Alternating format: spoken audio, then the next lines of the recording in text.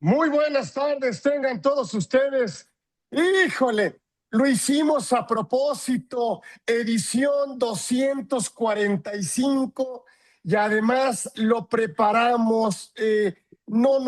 La verdad es que, híjole, este es un programazo porque traemos, miren, el puro nombre ya nos evita estar hablando, la verdad, de toda la trayectoria que tiene, pues así le digo con cariño, con respeto, doña Margarita Luna Ramos, que está aquí con nosotros, que es integrante del Salón del Fiscalista Orfe, que es galardonada, que es querida, que es amiga y que nos hace siempre el honor y el privilegio de conmemorar pues esta edición 245, pero pues que no necesitamos, la verdad, esperar a esto, sino que ella nos diga cómo quiere, de qué quiere hablar, es su casa, hace lo que ella quiere, hablar de, ay, pues podríamos hablar, la verdad es que, híjole, podríamos hablar, pero bueno,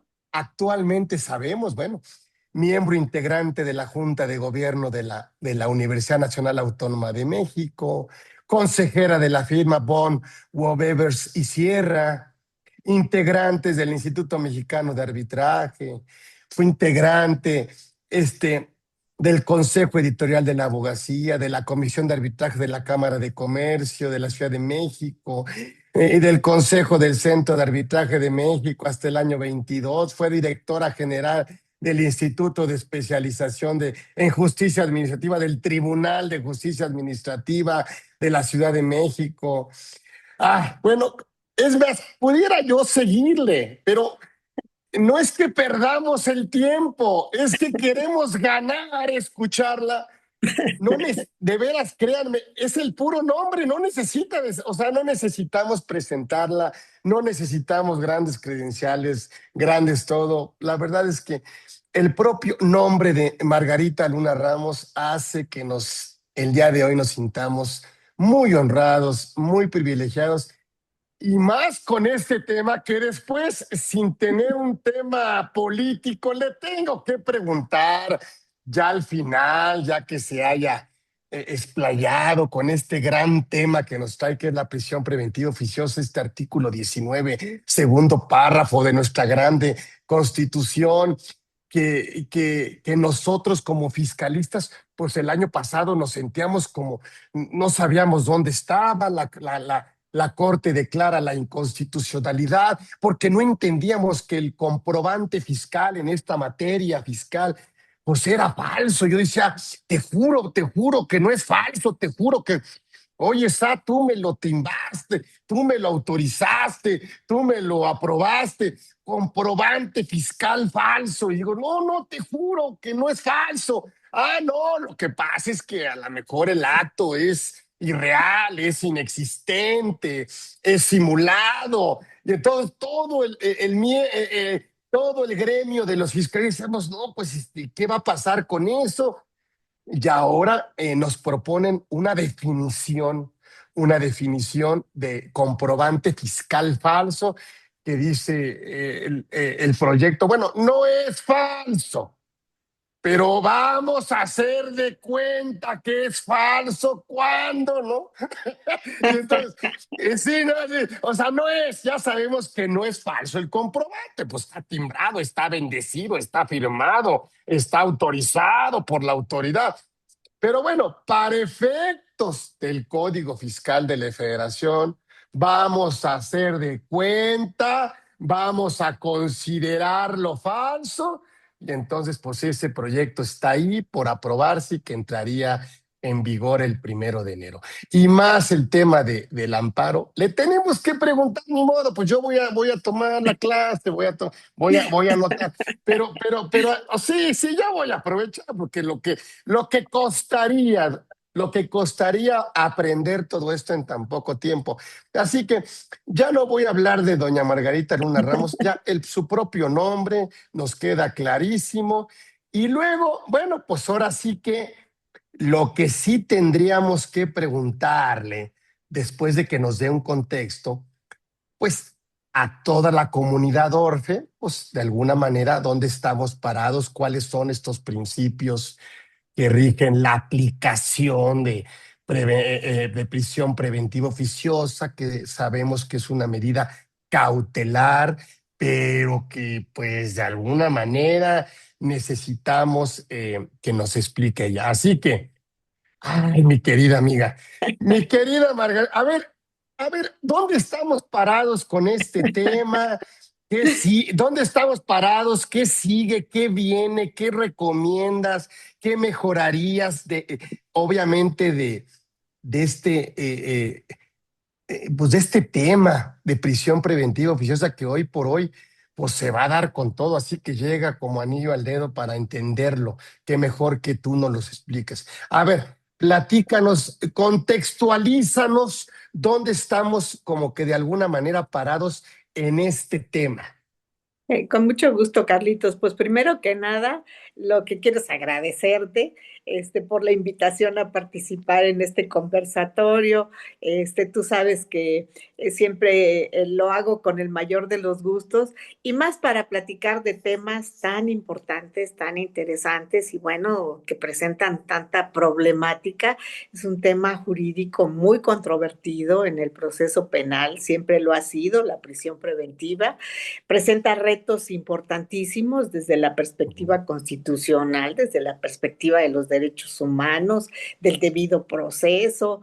Entonces, pues siempre agradezco, primero que nada, tu cálida recepción, siempre es amabilísimo, siempre lleno de elogios inmerecidos, porque realmente así es, más bien producidos por el afecto que por la realidad, pero realmente me encanta platicar de un tema en el que yo quizás soy la que voy a aprender más de ti, porque celebro siempre este fomento hacia la cultura jurídica que tú siempre has procurado, y que sobre todo nos recuerda que un pensamiento crítico y una actualización constante, pues desde luego son el mejor antídoto en contra de la inercia y del conformismo profesional. Quizás no logremos ninguna solución que nos digan, ay, es la idónea, ni mucho menos, pero el hecho de poner en la mesa, pues, reflexiones, Ujú, el hecho de poner cuál ha sido la vida de la prisión preventiva, cómo se ha desarrollado, por qué se ha desarrollado y cuál es el estado actual en que nos encontramos, pues cuando menos nos motiva a grandes reflexiones ujú. para, pues, lo que nos depara el futuro, que no es muy halagueño. Pero bueno, Ay, sí. pero bueno, tenemos que estar preparados.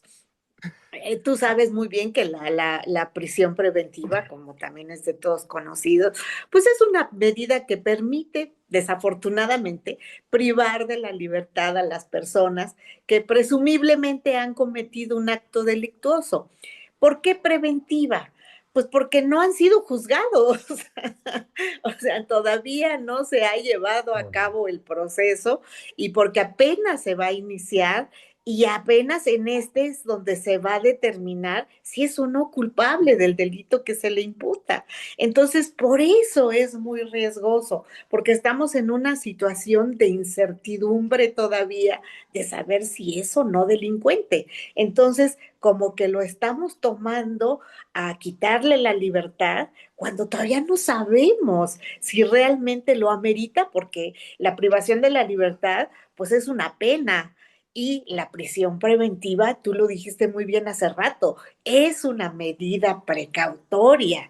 Entonces, si es una medida precautoria, pero sí de alguna forma tiene pues la forma de prisión, es decir, de quitarte la libertad, pues está encarnando también pues una pena que no debiera tomarse como tal en ese momento todavía, que no tenemos la certeza de que sea culpable. Entonces, actualmente sabemos hay dos tipos de prisión preventiva, la justificada y la oficiosa. Pues la primera, la justificada, todos no tiene ninguna Ujú. ciencia, la solicita el agente del Ministerio Público ante un juez y pues decide tomando en consideración qué, pues tomando en consideración el delito de que se trate, los elementos probatorios allegados y bueno, si debe o no decretar la prisión preventiva.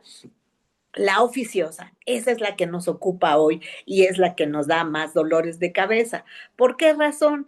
Porque en la oficiosa el juez debe dictarla Ujú, automáticamente, o sea, ujú, no tiene que esperar a que nadie se la pida. Cuando la persona imputada, que está vinculada a un proceso por alguno de los delitos que se están señalando en el artículo 19 constitucional, tiene que aplicar la prisión preventiva. Esa es la idea fundamental. Ahora, ujú.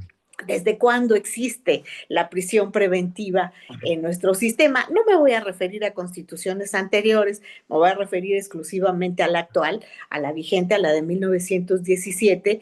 Esta, desde que se establece, pues prácticamente contempla la figura de la prisión preventiva en los delitos que ameritan este tipo de medida precautoria. Hasta la fecha, esta determinación continúa vigente, o sea, desde la promulgación de 1917 hasta hoy, ha habido prisión preventiva oficiosa en nuestro sistema.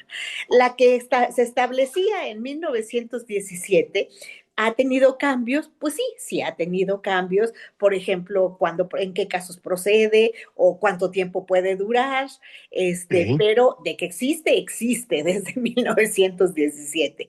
Ahora, se trataba entonces de un procedimiento penal distinto al que hoy Ujú, tenemos y eso debe tomarse en consideración.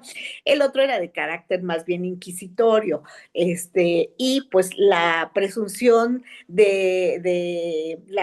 para una prisión preventiva, pues prácticamente era eso, presumirla. Por tanto, la libertad más bien debía ser solicitada por el indiciado y siempre que el delito que se le estaba imputando, pues ya fuera de naturaleza federal o local, pues no tuviera una pena mayor de 5 años de prisión y ujú. pagara la fianza correspondiente. Esa era realmente la forma en que se manejaba por el juez. Entonces, si no se daban estos supuestos, pues la prisión preventiva no procedía de manera automática.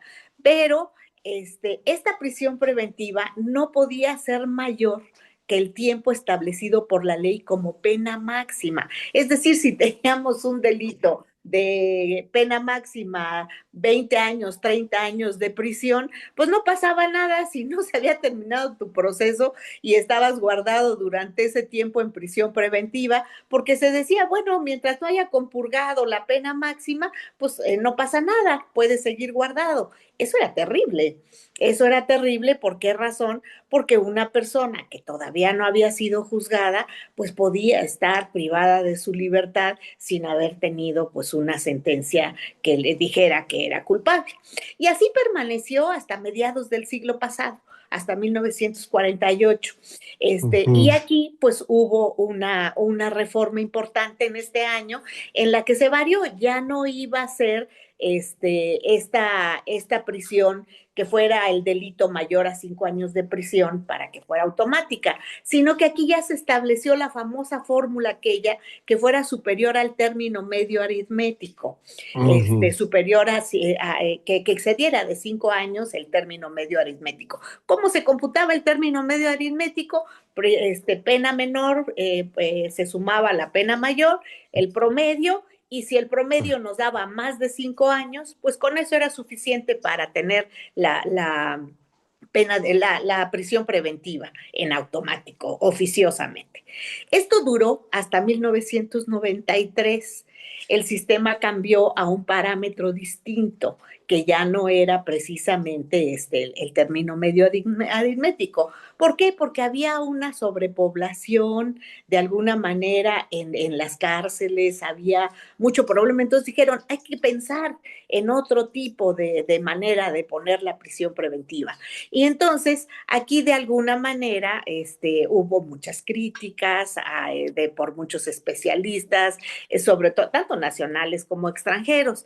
Y bueno, pues de alguna manera esto arrojó que se estableciera la gravedad del delito. Tú sabes, tenemos las listas de los delitos, o bueno, las taxativas de los delitos, tanto en las leyes federales como en las leyes locales, y, y en estos delitos se establecía cuáles tenían el carácter, en estas leyes se establecían cuáles tenían el carácter de grave y cuáles no tenían esta calidad. Entonces, se estableció, pues aquellos que están catalogados como graves tienen la posibilidad de una prisión preventiva oficiosa. Y los que no, bueno, pues ya será si el MP lo solicita y si lo acredita. Que Pero no se me escape, que no se me escape antes de que lo juzgue, ¿no? exacto, exacto. Correcto. Sí, había situaciones que podían ameritarlo. Pero luego vino en 2008, tú sabes, el gran cambio en nuestro Sí. sistema jurídico en materia Ujú, penal, pues sobre todo motivado por mucha influencia extranjera.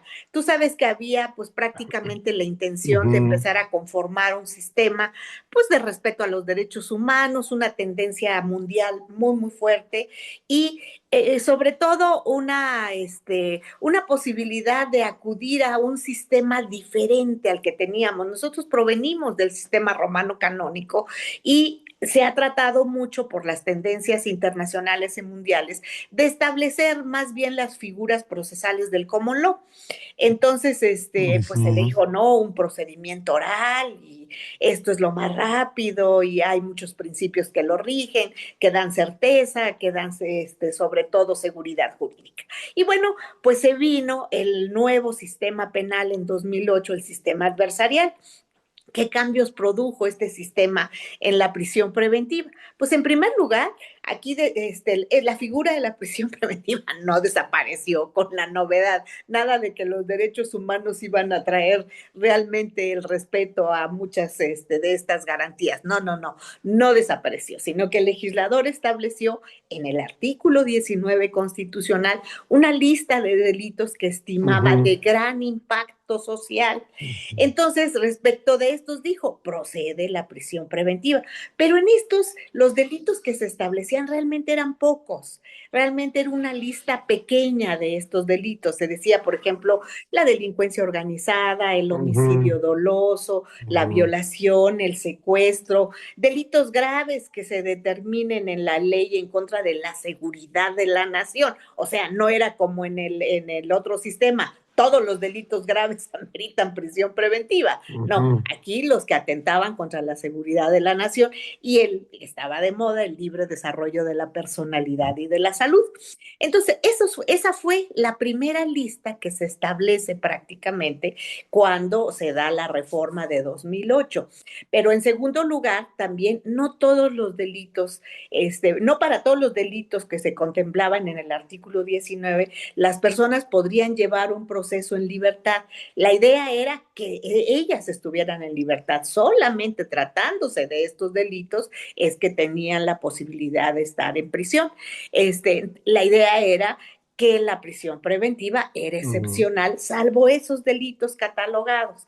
Entonces el juez, a petición del Ministerio Público, estaría en posibilidades de dictar la prisión preventiva justificada, siempre y cuando se acreditara que otras medidas cautelares no eran suficientes para garantizar Ujú. qué es lo que se tenía que garantizar. La comparecencia en el juicio del imputado, o sea, que venga su proceso, que no se nos vaya a fugar, el desarrollo de esta investigación que permita que se Exacto. lleve Que no se pele, adecuadamente. que no se pele, que no se pele. Exactamente, sí, la Correcto. protección de la víctima, o sea, que no se vaya a ir en revancha contra ella, la protección de los Ujú, testigos o de la propia comunidad, ujú. o si había sido sentenciado anteriormente por otra razón en un delito doloso, entonces sí, aquí necesariamente tenía que estar guardado. Otra situación que tenía que cuidarse era el plazo de duración, que cambió. Aquí ya no era hasta que acabes, si es que se llega al máximo de la pena que te hubiera correspondido, si te hubieran Sí, sentenciado, ya la pagué por adelantado, ¿no? pues sí, pues sí, aquí ya no, aquí se Sí, sí. establece una temporalidad de 2 años, pensando que es lo que normalmente debiera durar un proceso. Yo creo que a veces duran muchísimo más, Yo creo que dura más. pero Pero aquí el establecimiento de este proceso de 2 años, yo creo que fue muy benéfico, porque finalmente, pues sí, ¿y cómo es posible que estés encerrado sin ninguna sentencia, sin ningún procedimiento concluido y que estés privado de tu libertad? Pues es una violación al principio de presunción de inocencia enorme. Entonces, Ujú. esto sí bajó bastante, exclusivamente a 2 años, y había una salvedad pues un poco rara, porque decía, salvo que el ejercicio del derecho de defensa del imputado sobrepase ese plazo. O sea, ¿qué quiere decir? Que si tú estás poniendo trabas y todo para alargar tu procedimiento, entonces, y sobrepasas los 2 años, pues ahí te quedas porque tú tienes la culpa, que es una Sí, especie de sí. sancionar tu derecho de defensa, que yo creo que ahí no tiene esa validez, y de alguna manera la Corte interpretó pues que si estabas guardado aun cuando el procedimiento siguiera, podías quedar en libertad bajo caución. ¿Por qué? Porque eso era un castigo a la defensa. En 2011 se volvió a modificar el artículo 19 y se agregaron otros delitos, pues como la trata de personas, delitos cometidos con medios violentos, con explosivos. Entonces, bueno, pues era nada más aumentar otros delitos, y pues no había gran problema. En abril de 2019, la lista se aumentó considerablemente, y aquí se puso abusos sexuales contra menores, feminicidios, robo en casa habitación, uso de programas sociales con fines electorales, bueno, muchísimos más. Pero finalmente, el 8 de noviembre de 2019, se llevó a cabo una reforma legal pues, que causó gran preocupación, sobre todo en el ambiente fiscal. Claro. En el ambiente, ¿por qué razón? Porque aquí no se reformó el artículo 19 constitucional. Seguía Ujú. nada más aumentando delitos, pero no se estableció en el artículo 19 constitucional nada relacionado con la materia fiscal. Pero sí se modificaron varias leyes, como el Código Nacional de Procedimientos Penales, la Ley Federal de Delincuencia Organizada, la Ley de Seguridad Nacional y el propio Código Fiscal. ¿Y qué fue lo que establecían fundamentalmente estos artículos? Bueno, pues establecieron la posibilidad de ponerle en prisión preventiva a quien de alguna manera estuviera cometiendo ciertos actos. Por ejemplo, en el 167 del Código Nacional de Procedimientos Penales, se estableció la procedencia de la Ujú. prisión preventiva precisamente en delitos de contrabando, contrabando equiparable, defraudación fiscal y su Ay, equiparable, la expedición, venta, enajenación, compra, adquisición de comprobantes fiscales eso. que amparan operaciones inexistentes, así Sí, lo sí, dice, sí, así sí. lo dice, falsas o actos jurídicos simulados de conformidad con lo establecido en el 113. Entonces, se estableció esto, y además se dijo en el artículo quinto, de la Ley de Seguridad Nacional, que para los efectos de esta ley, es amenaza, fíjate nada más, amenaza a la seguridad nacional los actos ilícitos en contra del fisco federal, a los que hace referencia el 167 al que acabamos de señalar. Pero además también el artículo segundo de la Ley Federal de Delincuencia Organizada también estableció lo propio, diciendo que cuando 2 o 3 personas se organicen hay delincuencia organizada. Esa es la definición de delincuencia organizada, y luego cita algunas fracciones para establecer cuándo se da la delincuencia organizada. Y entonces dice, el contrabando vuelve a poner exactamente los mismos delitos del 167, le agrega una fracción bis para la defraudación fiscal, y le agrega una fracción ter precisamente para las facturas. Entonces involucran al sistema fiscal para la prisión preventiva, pero Oye, la caricatura que luego salió de que le dice la esposa al esposo, oye, me encontré esta factura ahí en tu cartera de un lugar así de prestigio, non así. santo. Exacto, ¿no? Dice, no, no, no. O sea, es que ese es de un acto inexistente, dice, irreal. Es un acto simulado. Eso está muy bueno para los fiscalistas. Sí, sí, sí. Dice, eso no tiene existencia, eso no. Oye, oye, sí, sí, sí. Pues tú sabes que, ¿eh? Y Perdón. eso, oye, pero necesito que me platiques.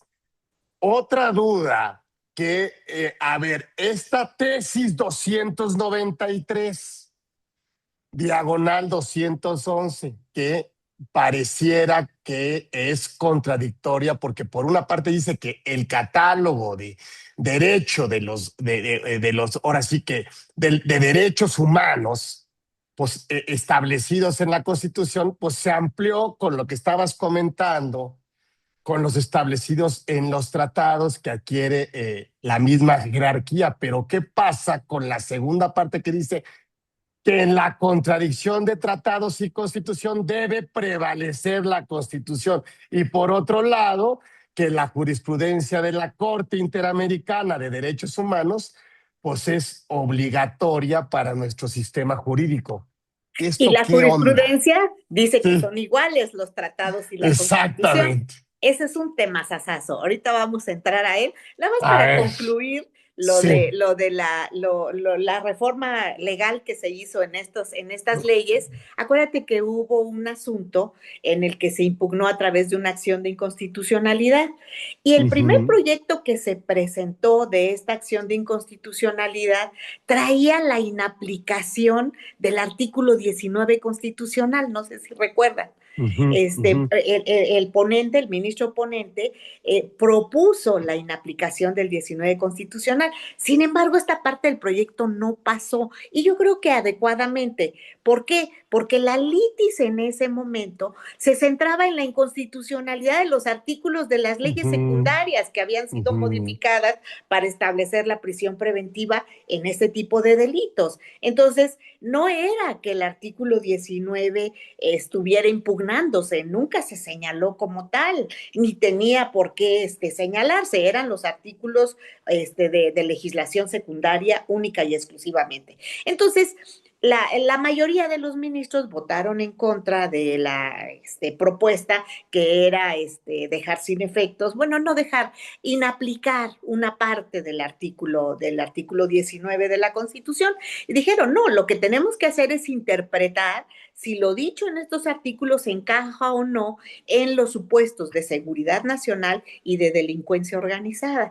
Y si no encajan en estos, pues son inconstitucionales.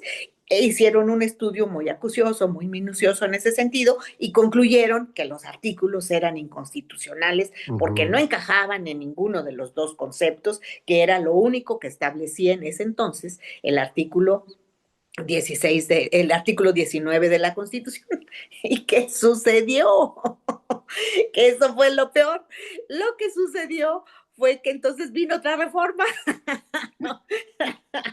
otra Correcto. reforma constitucional en diciembre de 2024. Y 2024. entonces dijeron, es inconstitucional porque dicen que no caben en los conceptos de seguridad nacional ni de delincuencia organizada.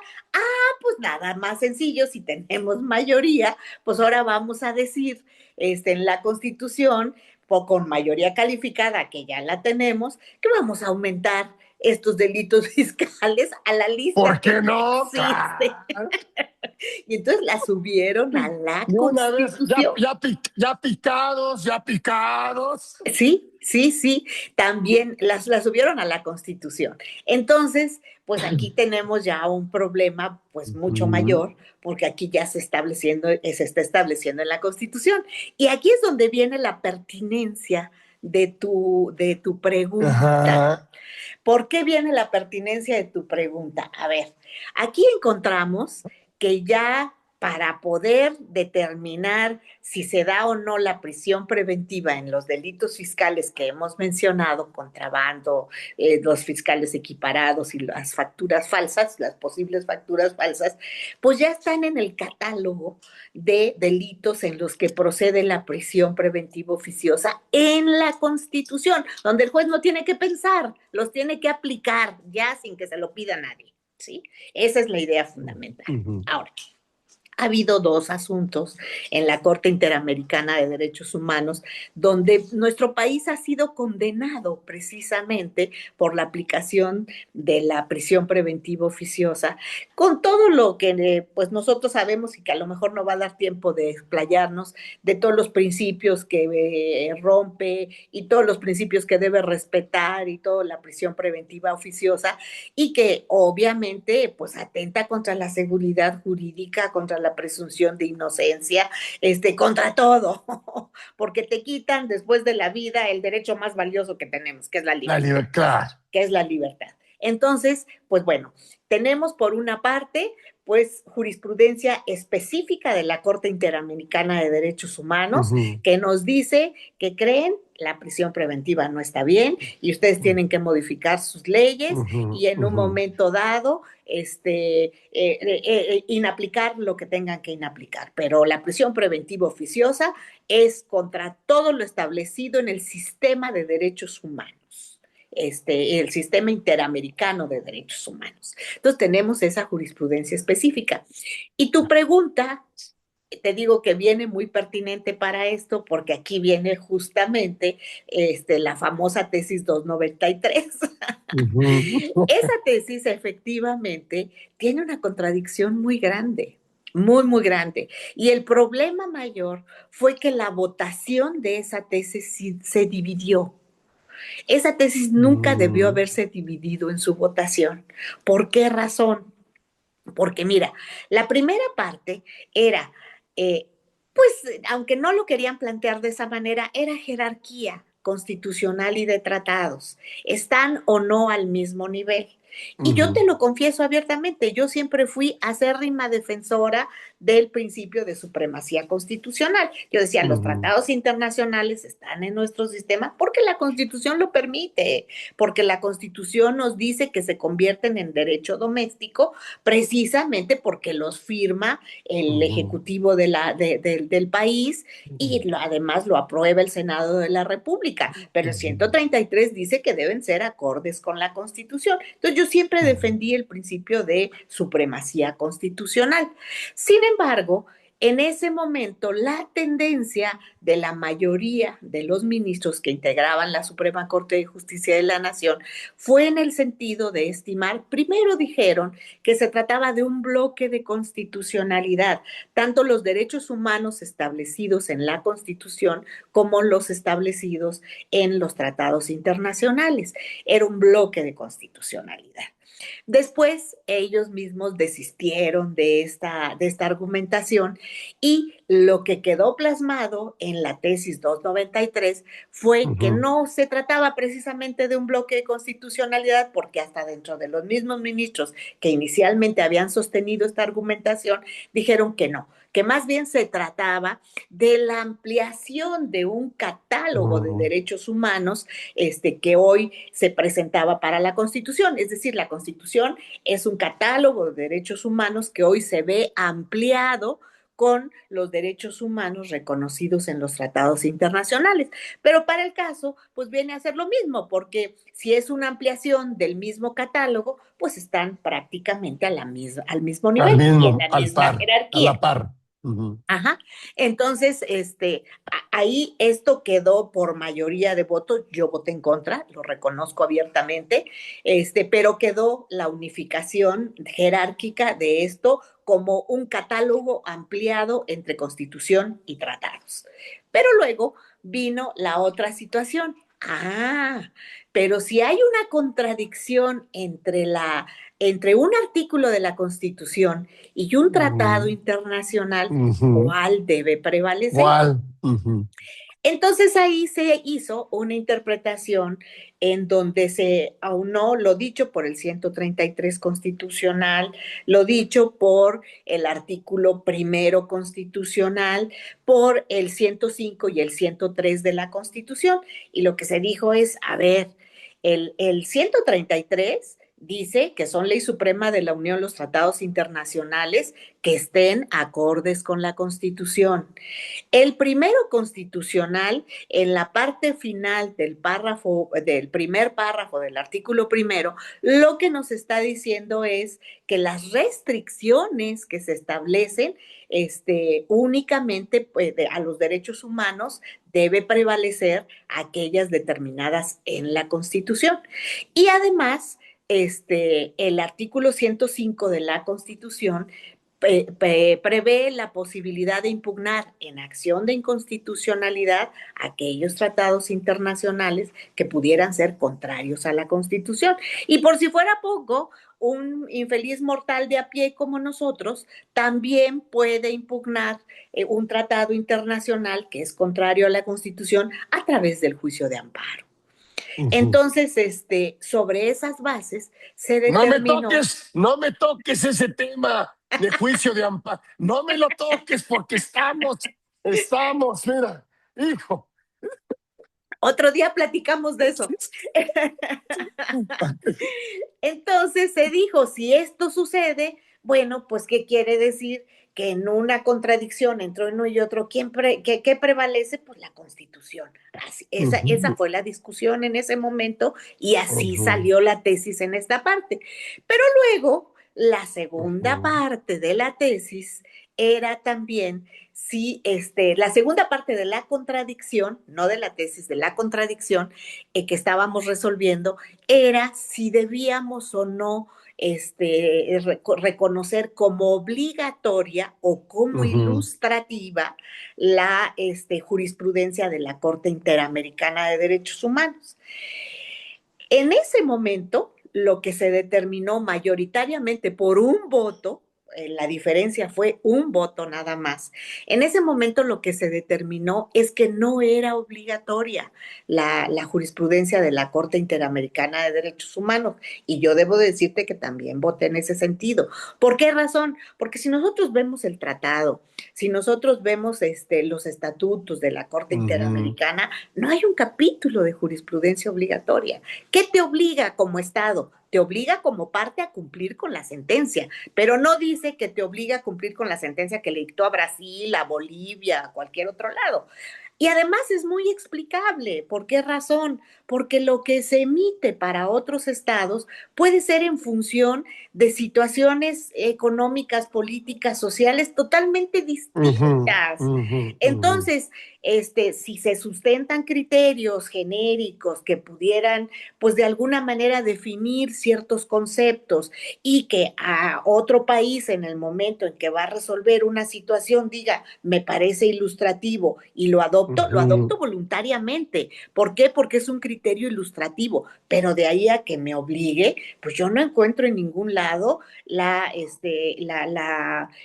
regla o la regulación que me diga que esa jurisprudencia es obligatoria, aparte de que si interpretamos cómo se establece cada uno de los precedentes, pues lejos de decir me obliga, pues no, al contrario, digo no me obliga, pero eso no quiere decir que yo no pueda aplicarla ilustrativamente. Entonces, esa primera votación quedó en que la jurisprudencia no era obligatoria, sino era ilustrativa. Sin embargo, este criterio cambió. Y con posterioridad, en un cambio de integración, surgió otra jurisprudencia en donde se dijo que sí, que los criterios establecidos por la Corte Interamericana de Derechos Humanos sí nos obligaban. Eran obligatorios. Sí eran obligatorios. Fíjate, aquí, por ejemplo, en el momento en que no cumples con una jurisprudencia obligatoria como juzgador, es queja administrativa fundada. Yo nada más quisiera ver cuántas veces no se han cumplido las jurisprudencias de la Corte Interamericana y bendito Dios no hay ninguna sanción, pero bueno, es una diferencia muy importante. Pero bueno, hoy por hoy el criterio es que la jurisprudencia de la Corte Interamericana de Derechos Humanos sí es obligatoria para todos los jueces de nuestro sistema jurídico. Entonces, esa es la jurisprudencia que hoy prevalece. Entonces, fíjate nada más cómo se presentan las cosas. Cómo se presentan las cosas en materia de prisión preventiva.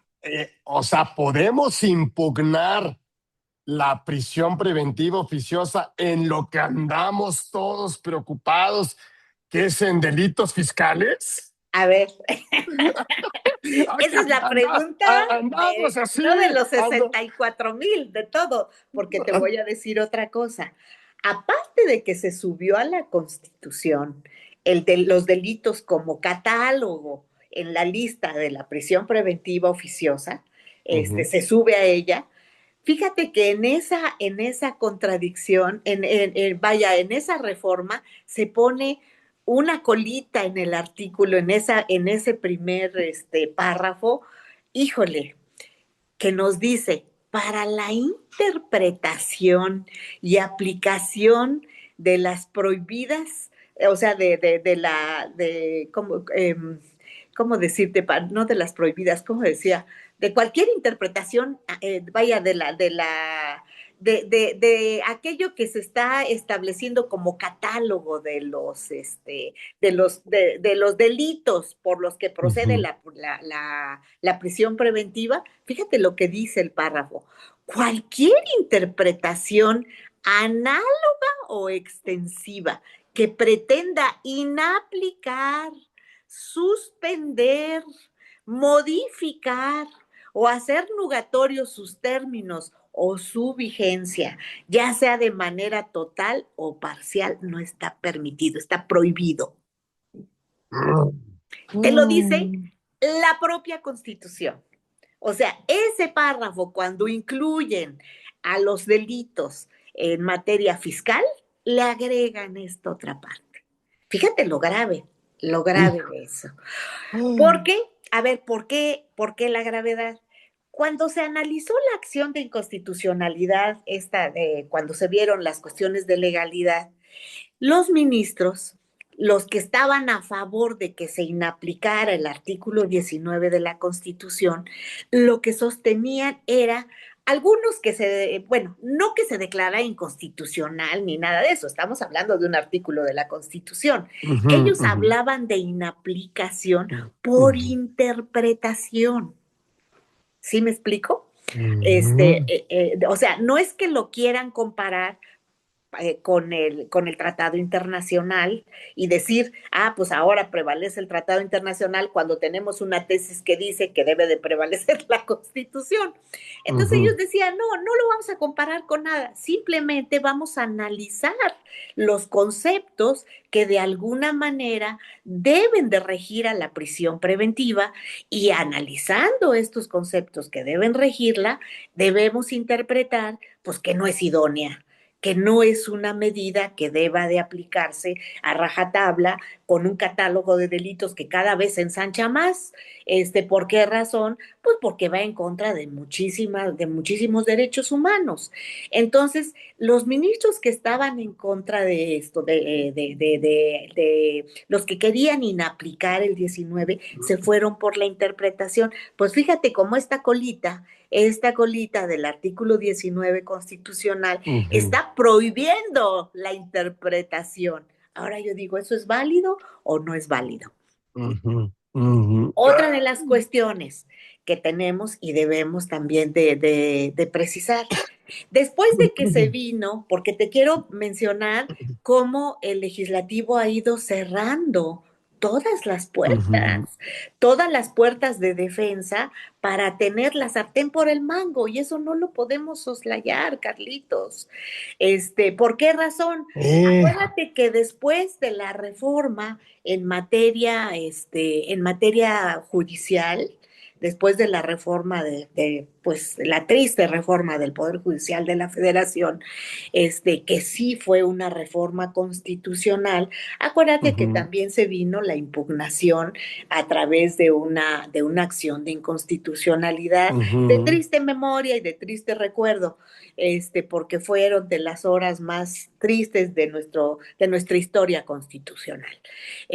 Pero aquí los precedentes que la Corte tenía de si se podía o no impugnar una reforma constitucional eran ujú, siempre en el sentido de que no, que la reforma constitucional no podía impugnarse salvo un precedente que hubo en la época que no sé si recuerdes que cuando el gobierno de la Ciudad de México se vuelve democrático, es decir, que hay que elegirlos por el voto público, que ya no es Ujú. el jefe del departamento del Distrito El Federal, Distrito Federal. sino el gobernador Ujú, del Distrito ujú. Federal y que hay que elegirlo por el voto público, hubo un articulito transitorio de esa reforma con dedicatoria, nada más faltó ponerle nombre, pero los que ya fueron no pueden.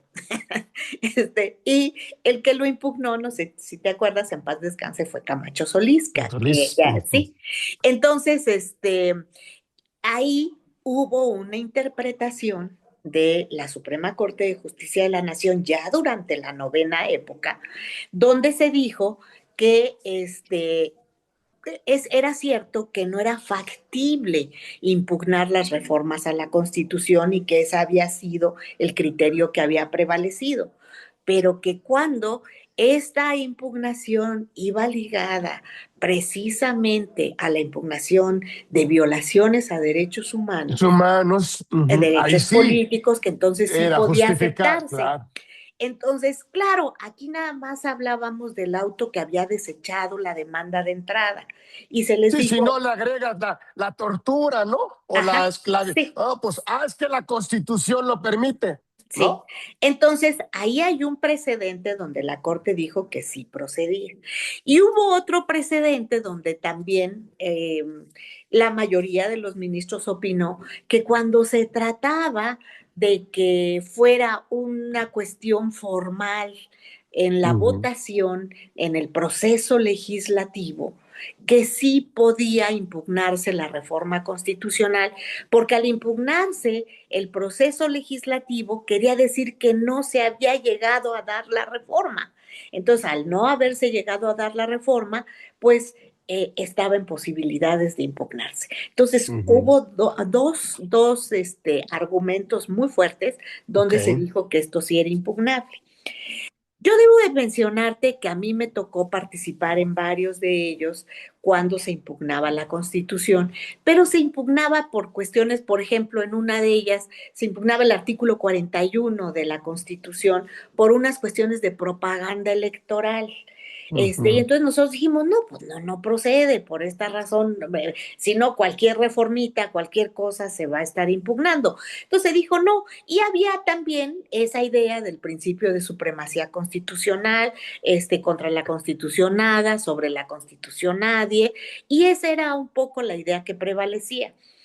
Sin embargo, debo de decirte que en la reforma al Poder Judicial, no porque afectara a nuestros compañeros o algo, yo ya estaba jubilada para entonces, ujú. no por eso, ni por defensa de privilegios, ni nada de eso como se manejó, no, simple y sencillamente porque creo que aquí no se trataba simplemente de un acto en el que se determinaba si era notoria y evidente el desechamiento de la demanda como se presentó en todos los demás casos que habíamos tenido como precedentes. Ujú, No, ujú. aquí estábamos hablando ya de una reforma muy especial que de Sí. alguna manera atentaba contra los principios fundamentales de nuestro Estado de De Derecho. nuestra república. Ujú, Exactamente. Entonces ujú. aquí, bueno, el principio de división de poderes está en Así es. juego.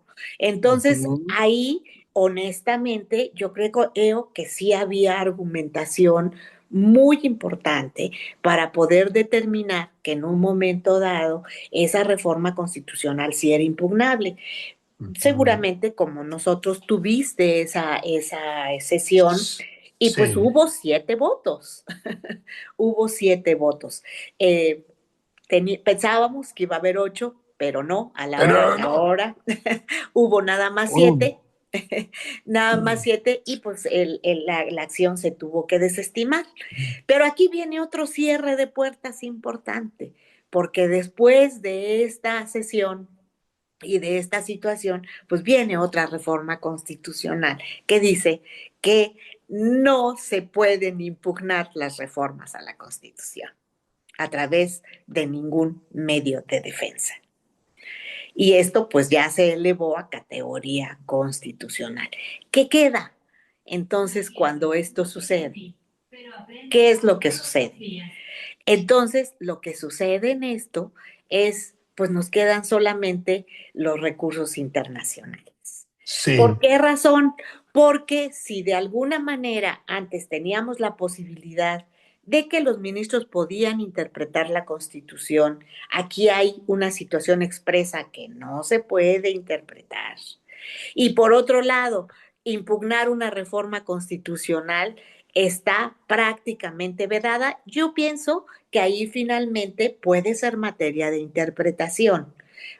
Sí, ok, la regla general es que no se pueden ujú, impugnar las reformas constitucionales, pero cuando esa reforma realmente atenta contra la seguridad claro. jurídica, contra el Estado de Derecho, contra el principio de división de poderes o algo, yo pienso que ahí tendríamos que pensar incluso en otra forma de del principio de relatividad de esa sentencia.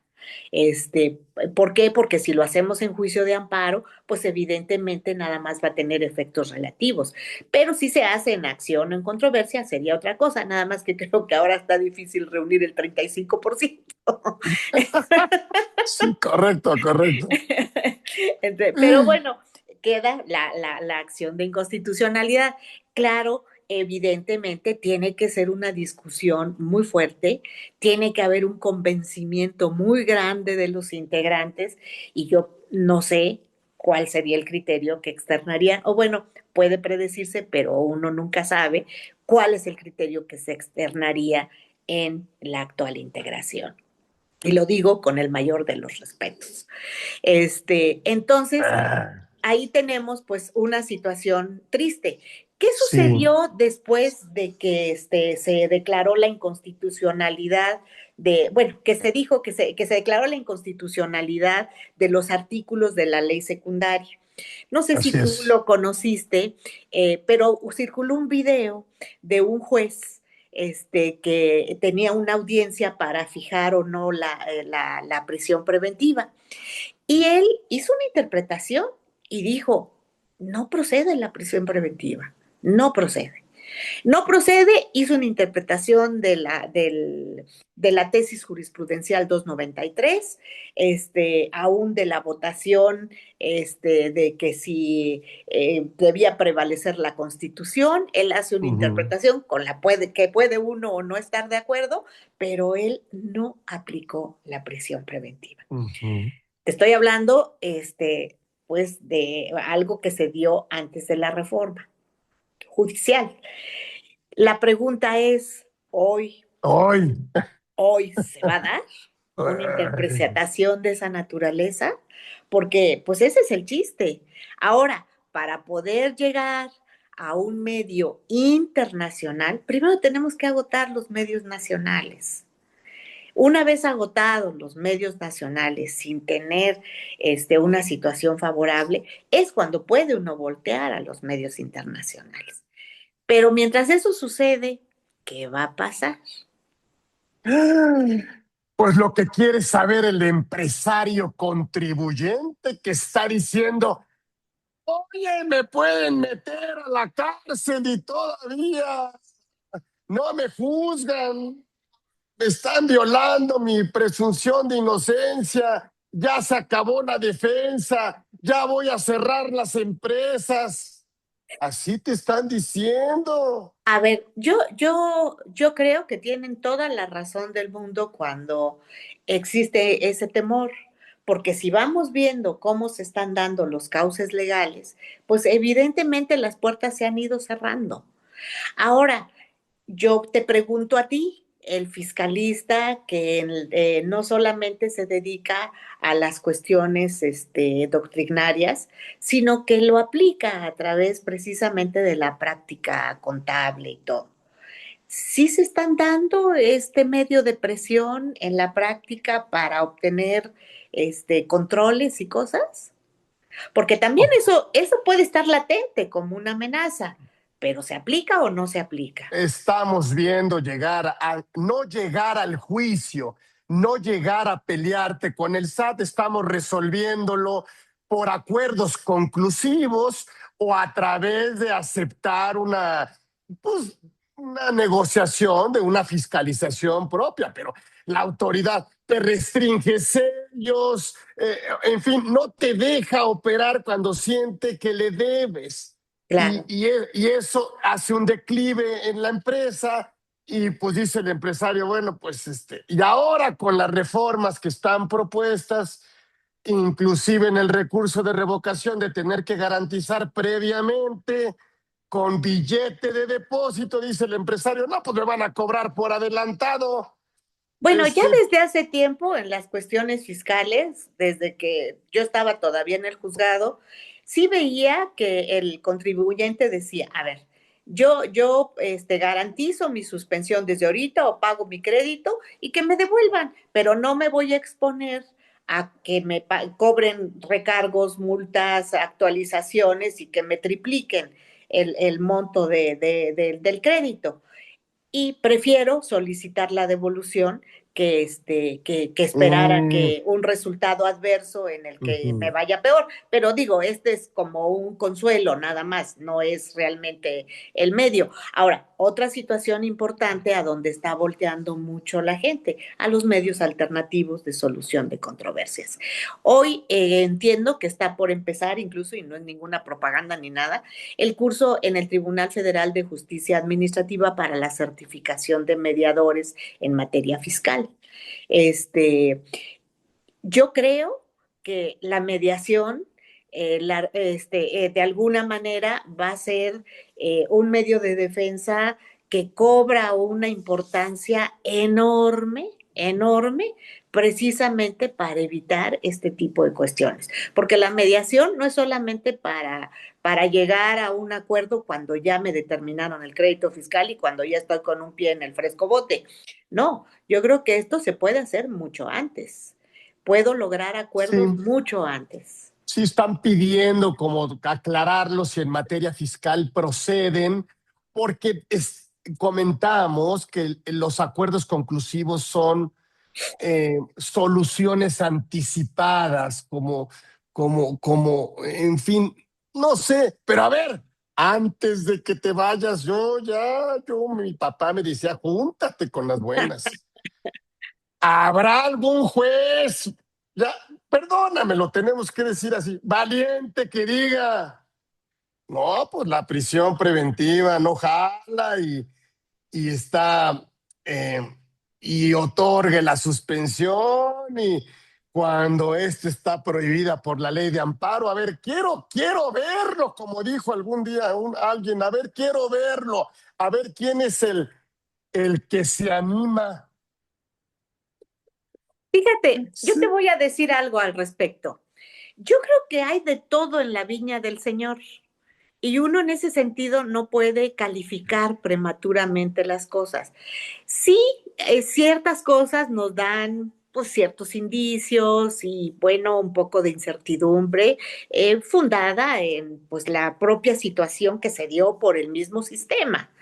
Sin embargo, debo de decirte que hay mucha gente que de alguna forma tiene formación en el Poder Judicial de la Federación porque fueron secretarios y concursaron y obtuvieron el espacio. Entonces, no desconocen por completo. Hay otras que no, digo también. Tampoco voy a decir que todos son secretarios o exsecretarios, no, hay de todo. Pero yo creo que hay gente valiosa que puede venir de la academia, del litigio, de muchos lados, y puede haber gente que no tiene la menor idea de qué está haciendo ahí. También puede haber de todo. Yo lo único que he dicho siempre cuando se platica de esto es que demos el beneficio de la duda, las cosas ya están y ya no las vamos a cambiar. Y yo creo que ahí el papel del abogado, el papel del contador, el papel sobre todo del abogado litigante, ya en un procedimiento de carácter jurisdiccional, es precisamente el buen planteamiento de argumentos Ok. jurídicos idóneos, pensados, reflexionados y con base con base constitucional, con base en tratados internacionales, con base en principios generales de derecho y en un momento dado, quien esté convencido de su ministerio como juzgador, sí puede Ujú. tomarlos y sí puede retomarlos. Yo sé que tienen la espada de Damocles del Tribunal de Disciplina, Está. pero también es una forma de ver hasta dónde el Tribunal de Disciplina va a utilizar los Ujú. criterios que le dan cierta subjetividad para controlar a los jueces o simplemente para procurar que exista un poder judicial, pues que no sea negligente, que sea más rápido, que sea, que tenga bases jurídicas. Bueno, pues finalmente hay que sopesar cuál es la Ujú. actitud. Yo digo, dar el beneficio de la duda y hacer planteamientos inteligentes, Sí. jurídicos, idóneos. No nos queda de otra. Y que por supuesto, en mi opinión, quizás no todos lo retomen, pero habrá quienes sí. Ujú. Y es así como podemos ir a empezar a formar la Ir jurisprudencia formando. de la 12ª época, que de alguna manera puede o bien sostener algo de la anterior, o bien ¿O tener una no? nueva jurisprudencia, pero darle las bases para que a través de toda esta reformitis que ha habido últimamente en muchas materias, bueno, vayan encontrando su cauce jurídico de aplicación, porque es por el bien del país, no es el bien de un partido político ni de alguien, Ujú, es ujú. el bienestar del país, porque dar seguridad jurídica al inversionista, al empresario, bueno, es prosperidad para nuestro país y eso no podemos perderlo de vista. Y si no puedo impugnarlo en la Corte Interamericana de Derechos Humanos, hasta allá tengo que llegar. Pues si aquí vamos teniendo la puerta cerrada en todos lados, es cuando abrimos el camino para las vías internacionales. Pero también no olvidar las vías alternas, no olvidar las Ujú, vías alternas, porque al final de cuentas, yo creo que como abogados, como contadores, como asesores ujú, de las personas que en un momento dado exponen su capital, que dan fuentes de trabajo, es ujú, precisamente darles la certeza de que en un momento pueden trabajar ujú. y tienen la posibilidad de seguir incrementando la riqueza de este país. Sí, porque las empresas son las que crean los empleos. Claro, Por que, supuesto. que tanto necesita este país. ¡Ah! Ya se nos acabó el tiempo y yo ando, pero estoy calentándome. O sea, de veras es un agasajo. Es de veras que danos más, mi Margarita. Vamos a ponerle otra fecha porque Claro que sí, con mucho no gusto. seas Siempre es un mala, placer. porque oye, yo de veras te puedo estar aquí 2, 3 horas y yo rápido. Lo que me tardaría años en aprender, lo aprendemos No, no, ahorita no, para nada. en No, un momento, pero siempre esa autoridad moral, profesional, no, humana, pues siempre es bueno para no. nosotros. El ¿Mm? lema es, no tienes dudas, te las creamos. Las tienes, te las agrandamos. Oye, yo me sabía la oye, no hay, el que tiene duda, no hay duda. Eso es lo que sucede, No, no, ¿verdad? la situación es complicada, pero yo creo que los abogados hemos atravesado y los contadores hemos atravesado por tiempos difíciles y debemos recordar que toda la doctrina constitucional en amparo contra leyes se dio en materia fiscal, Ujú, ujú, toda. Bueno, si no toda, un 85, ujú. 90% es materia fiscal. Por las reformas que había cada año o dos cada año. Y eso dio lugar a esa doctrina constitucional. Bueno, pues igual hoy es lo que debemos de buscar y debemos de tratar. No nos queda de otra. Necesitamos platicar ahora que ya se apruebe toda la reforma, porque andamos diciendo que pues ya no habrá defensa fiscal y qué va a pasar. ¿Se acabará? ¿Crees que de alguna manera, híjole, porque, no, hombre, pues el gobierno quiere pichar, cachar no, Yo creo que la reforma a la ley de amparo sí tiene cosas complicadas, pero tiene muchas interpretadas que se pueden dar a base de interpretación, y que en esa interpretación pueden salir cosas muy positivas, muy, muy positivas. En el amparo fiscal, pues no es cierto que no vaya a haber suspensión. Lo único que están diciendo es, va a proceder, pero cuando ya tengas un crédito determinado y así fijo, es, así cuando es. ya no, ya agotaste tus medios de defensa, Un un crédito firme. firme, claro, ya agotaste los medios y te dieron palo en todos. Ya Ya perdiste, perdiste. ya. Entonces, lo único que dicen, cuando te cobren ese crédito en el que ya perdiste todas las instancias, pues no Pagas lo todos. combatas, no empieces a combatir el procedimiento de ejecución en todos los pasos, nada más para retardar. Te doy chance de que combatas hasta el remate, pero es en el último tramo. Todo lo demás, Ujú, tuviste ujú, oportunidad de combatirlo, ujú. no se está cerrando esa puerta. Y creo que mucha gente le está dando una interpretación contraria. Ya se acabó el amparo fiscal. No, no es cierto. No es cierto. Ya estaba en declive, ya estaba en declive. Sí, estoy de acuerdo, estoy de acuerdo. Hubo criterios muy especiales, pero no está cerrada la puerta. No con esta reforma que se dijo ahora de la suspensión y de la procedencia. No en ese sentido, pues. Decir, no, no, no, es que ya no podamos impugnar un crédito fiscal Ujú, hasta que lo ujú, rematen. No, no es cierto. Lo único que se está diciendo de esto es cuando el crédito está firme, cuando ya perdiste toda posibilidad ujú, ujú. de impugnación y ya no hay Ya, de otra, ese ya te lo van a cobrar. Entonces ya no retrases el cobro, eso es lo único que están diciendo. como luego me dice mi hijo, ya no la hagas cansar a papá. Exacto, exacto. Ya. Sí, pero el último tramo, no todo lo anterior, no todo lo anterior. Pero otro Ay, día platicamos de y esas no, no, reformas. no, cuando quieras, tú mandas aquí, hombre. Humbertito tiene mucho reconocimiento. Esta mujer no necesita ya, pero ahí tenemos uno.